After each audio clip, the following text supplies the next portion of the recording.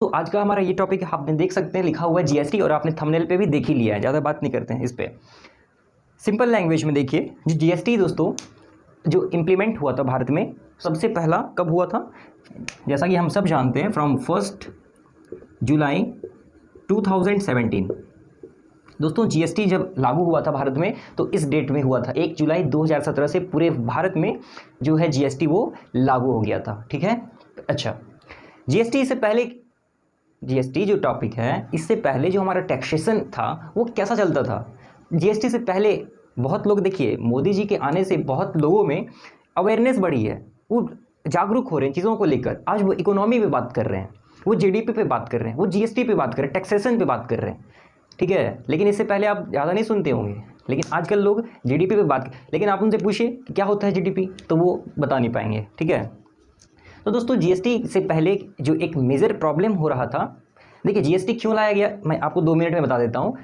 GST लाने का जो मेन मोटो है दोस्तों वो है कैस्केडिंग इफेक्ट। कंप्लीट मैंने वीडियो जीएसटी पे बना रखा है चैनल पे, ऑलरेडी आप देख सकते हैं। जीएसटी जो है मकसद, मेन मकसद लाने का वो क्या है, आज हमारे भारत में जितने भी स्टेट्स हैं, अलग अलग राज्य जो भी हैं दोस्तों, सब में पहले क्या था, जो टैक्स का रेट्स था, the rates of taxes were different. ठीक है, सभी स्टेट का आपस में टैक्सेशन कहीं सेम नहीं है। अगर आप दिल्ली में कोई सामान खरीद रहे हैं मान लीजिए 1 लाख में, तो बिहार में आप उसको हो सकता है 1,20,000 में आपको वो मिले। तो क्या करेंगे लोग, यहाँ 1 लाख में मिल रहा है तो बिहार से चले आएंगे दिल्ली।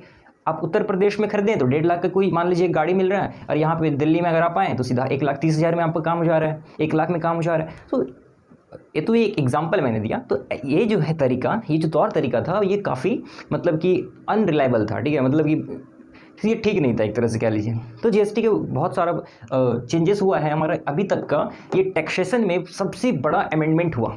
ठीक है, अच्छा अब देखिए बहुत लोग ये बात कर रहे हैं कि हम लोग क्या कर रहे हैं, बिल्कुल बेसिक से जीएसटी स्टार्ट कर रहे हैं। आप ध्यान से सुनिए मेरी बातों को।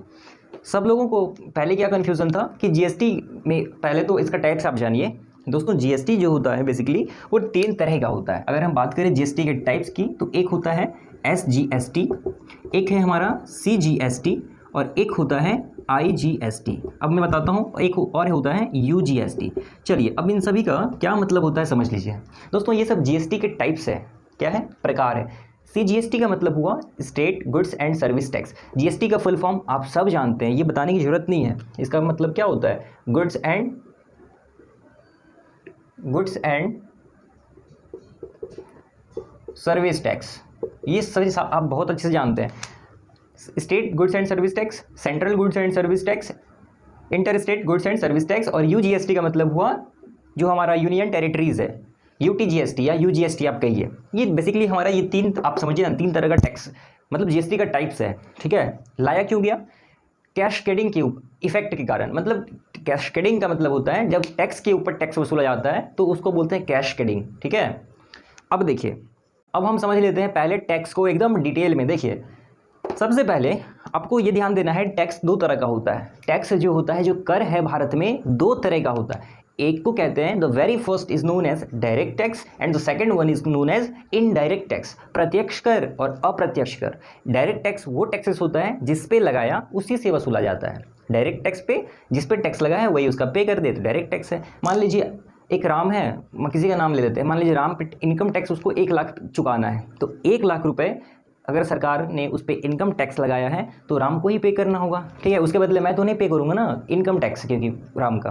तो इनकम टैक्स क्या है, एक डायरेक्ट टैक्स है, जिस पे लगा राम पे लगा, राम ही पे करेगा। वो किसी और पे वो फॉरवर्ड नहीं कर सकता है कि मेरे बदले उससे ले लीजिए, मेरे दोस्त से ले लीजिए, मोहन से ले लीजिए, ऐसा तो नहीं हो सकता है। सो ये एक डायरेक्ट टैक्स है। कैपिटल गेन टैक्स, ठीक है, तो कैपिटल गेन टैक्स भी एक डायरेक्ट टैक्स है। अब इनडायरेक्ट पे बात करते हैं। देखिए दोस्तों, इनडायरेक्ट टैक्स जो है इसका मतलब होता है अप्रत्यक्ष कर। सिंपल लैंग्वेज में अगर बात करें तो लगाया जिस पे वसूला भी उसी से जाता है, ऐसा मत सोचिएगा।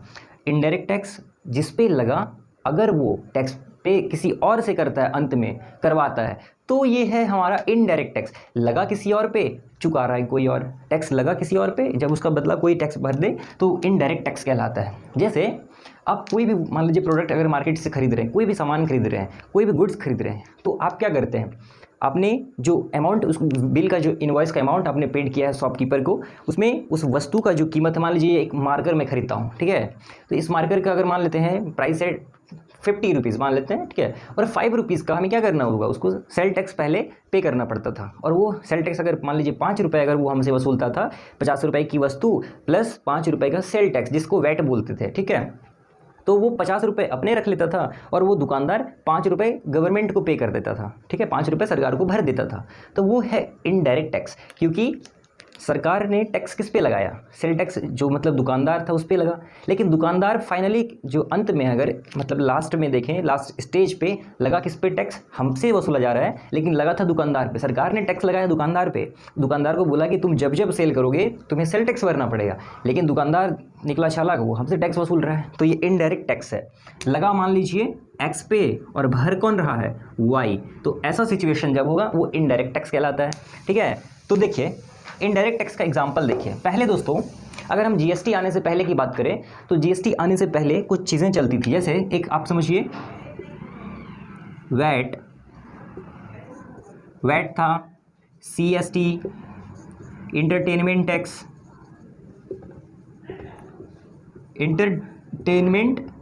टैक्स, उसके बाद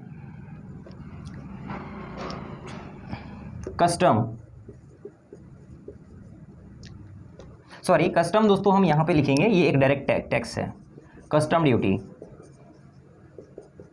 अब इंटेंट इसमें देखें तो वो एक था ऑक्ट्री, ठीक है, ऑक्ट्री जिसको चुंगी कर बोलते थे, ठीक है। इसमें देखेंगे तो एक और था जिसको बोलते हैं एक्साइज ड्यूटी,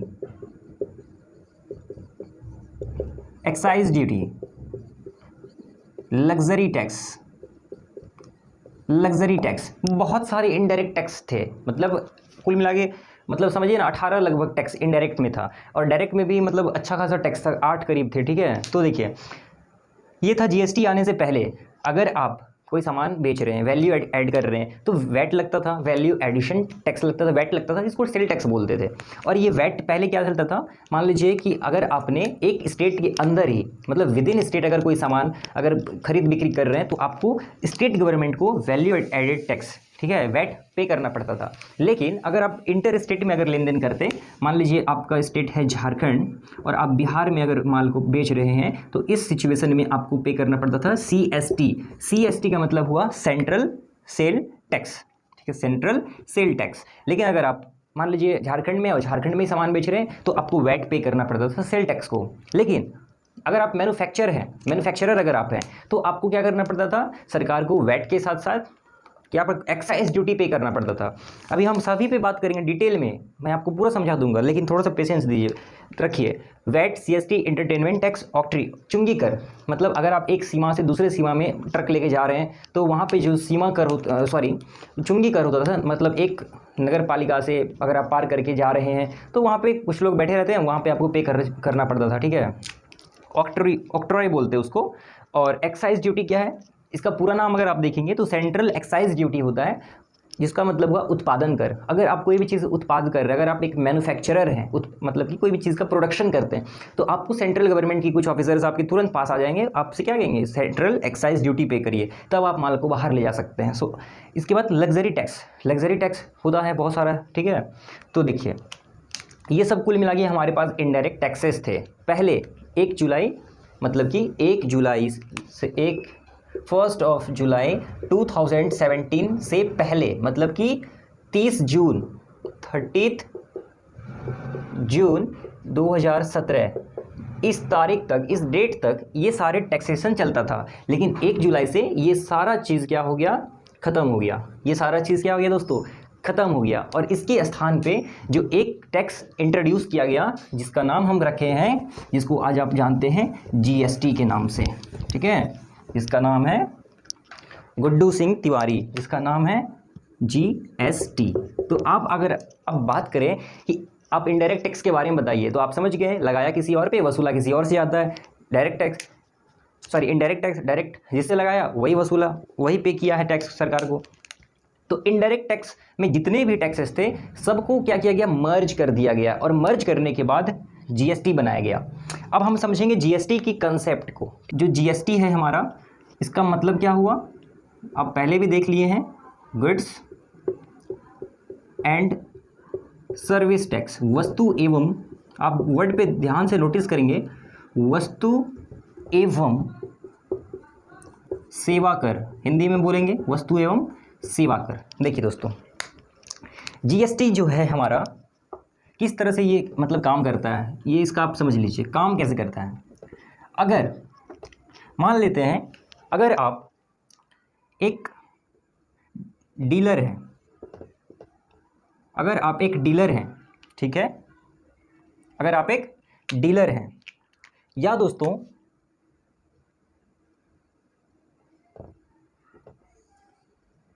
मान लेते हैं ये एक सिचुएशन था जब आप एक डीलर हैं, और या फिर ऐसा भी हो सकता है, अगर आप एक, ऐसा भी हो सकता है कि आप एक मैन्युफैक्चरर हैं,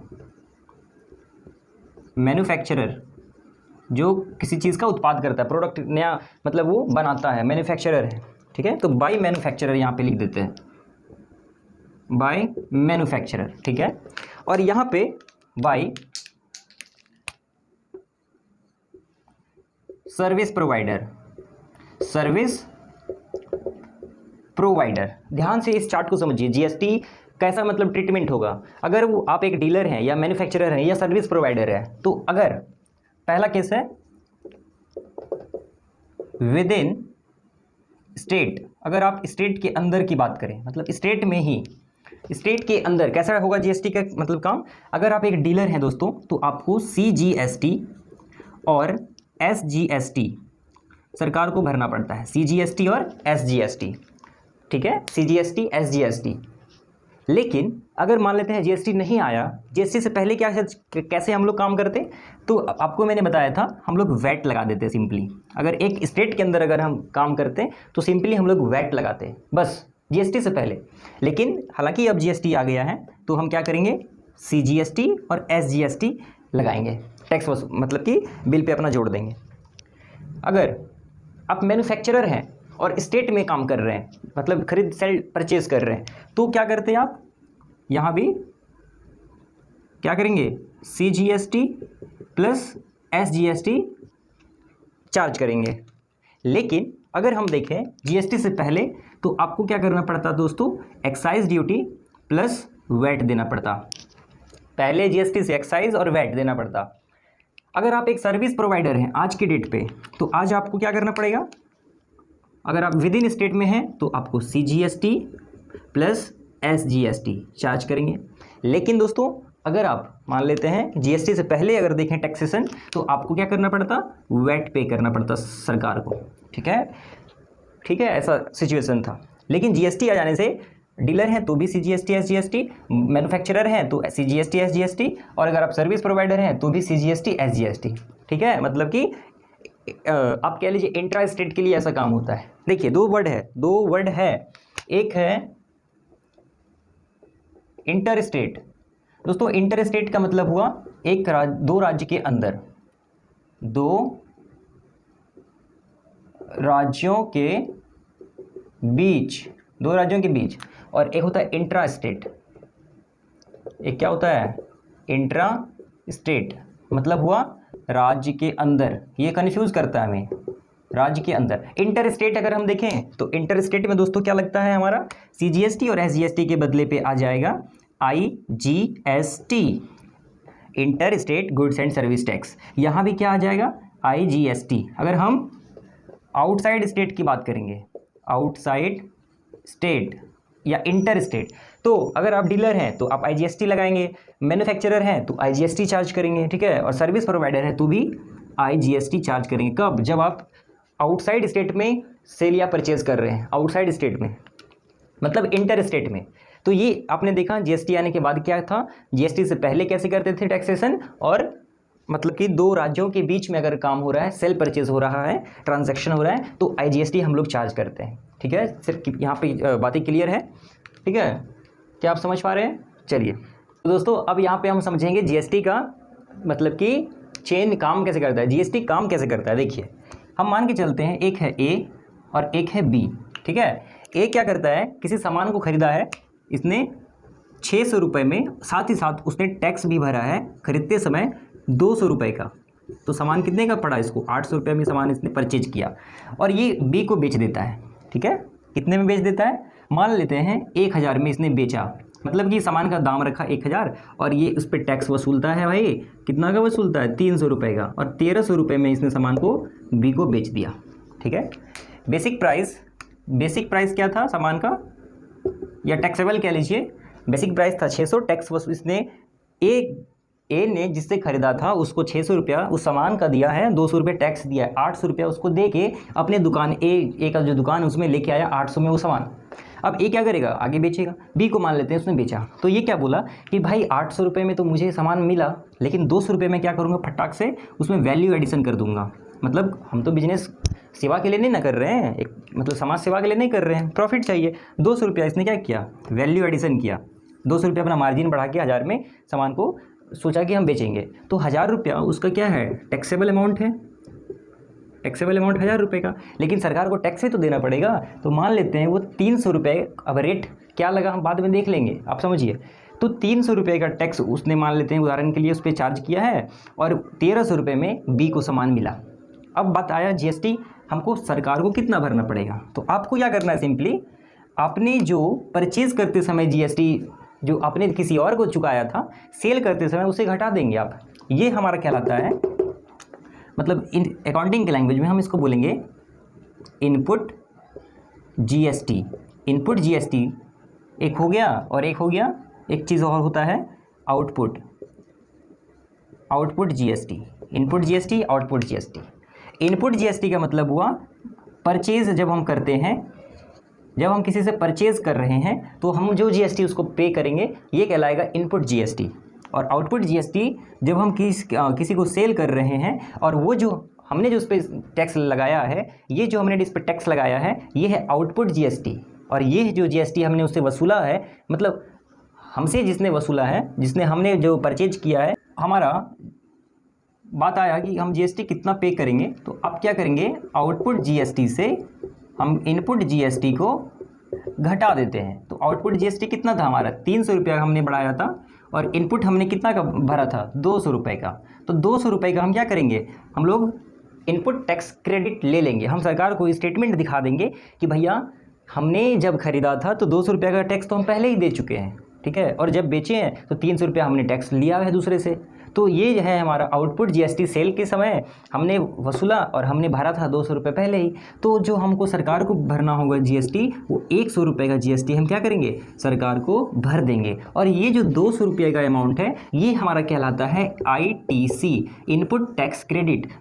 परचेज के समय हमने जो भरा था उसका हम लोग क्या करेंगे, क्लेम कर देंगे, कि दिखा देंगे स्टेटमेंट सरकार को, 200 रुपये का टैक्स तो हमने पहले ही ऑलरेडी भर चुका है। तो हम क्या करेंगे, फाइनली 200 रुपये का हम लोग इनपुट टैक्स क्रेडिट ले लेंगे। और इसी को हम लोग प्रोसेस को बोलते हैं रिटर्न फाइल करना। जीएसटी का रिटर्न फाइल का मतलब क्या हुआ, आपने महीने भर में जो भी आउटवर्ड सप्लाई किया है, ठीक है, आपने जो भी आउटवर्ड सप्लाई किया है, आपने जो भी सेल किया है, सेल का डिटेल आप जीएसटी के पोर्टल पे दे देते हैं। क्वार्टरली भी होता है, मंथली भी होता है। अगर आप रेगुलर में हैं तो आप मंथली रिटर्न फाइल करेंगे, और कंपोजिशन वाला को क्वार्टरली करना पड़ता है, ठीक है। तो रिटर्न फाइलिंग में अब पहला 3 तरह का रिटर्न होता है जीएसटी में। पहला एक होता है जीएसटी R1, जीएसटी R2 और जीएसटी R3 भी। तो जीएसटी R1 में हम क्या कर देंगे, हमने जो सेल किया है 1300 रुपये का, इसका डिटेल दे देंगे, ठीक है। हम बता देंगे कि इनवॉइस वैल्यू था, मतलब टैक्सेबल अमाउंट 1300 रुपये का टैक्स था, ठीक है। और उसी के साथ साथ हम क्या करेंगे, जब 3 भी देंगे तो परचेज और सेल दोनों का वहाँ पे मिक्स रहता है, ठीक है। तो वहाँ पे डिटेल दे देंगे, और यहाँ से हम लोग 200 रुपये का क्रेडिट ले लेते हैं। आगे आने वाले चैप्टर्स में और हम जीएसटी को डिटेल में समझेंगे। तो ये बेसिकली काम होता है। तो अगर हम जीएसटी के रेट की बात करें तो देखिए, रेट हमारे पास कुछ है, जैसे 0%, 5%, 12%, 18% और 28%। 0% में कुछ आइटम्स को रखा गया है, जैसे कुछ मतलब आवश्यक चीज़ें, इसेंशियल चीज़ें, ठीक है, तो वो 0% के अंदर रखा गया। जैसे नमक हो गया, सब्जी हो गया, फल हो गया, ये सब 0% के अंदर आता है। 5% में 12%, 18% अगर ज़्यादा लग्जरियस आइटम है, ठीक है, आप कार खरीद रहे हैं, आप मान लीजिए कुछ लग्जरी मतलब महंगा चीज़ खरीद रहे हैं आप, मतलब कॉस्मेटिक जैसे होता है, जैसे लिपस्टिक हो गया, मेकअप का जो सामान है, लग्जरी आइटम पे हमारा 28% टैक्स है।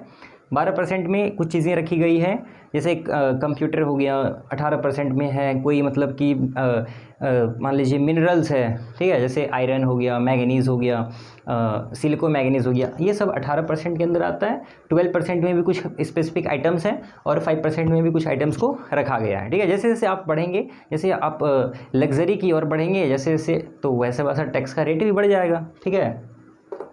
तो ये था हमारा जीएसटी का रेट। तो दोस्तों मैं ऐसा उम्मीद करता हूँ कि इस वीडियो से आपको कुछ नॉलेज ज़रूर मिला होगा, और अगर आपको ये वीडियो इन्फॉर्मेटिव लगा है तो प्लीज़ इस वीडियो को एक लाइक कर दीजिए और हमारे चैनल को सब्सक्राइब करना ना भूलें, क्योंकि इस वीडियो पे मतलब इस चैनल पे मैं आपको ऐसे ही वीडियो प्रोवाइड करने वाला हूँ। तो थैंक यू।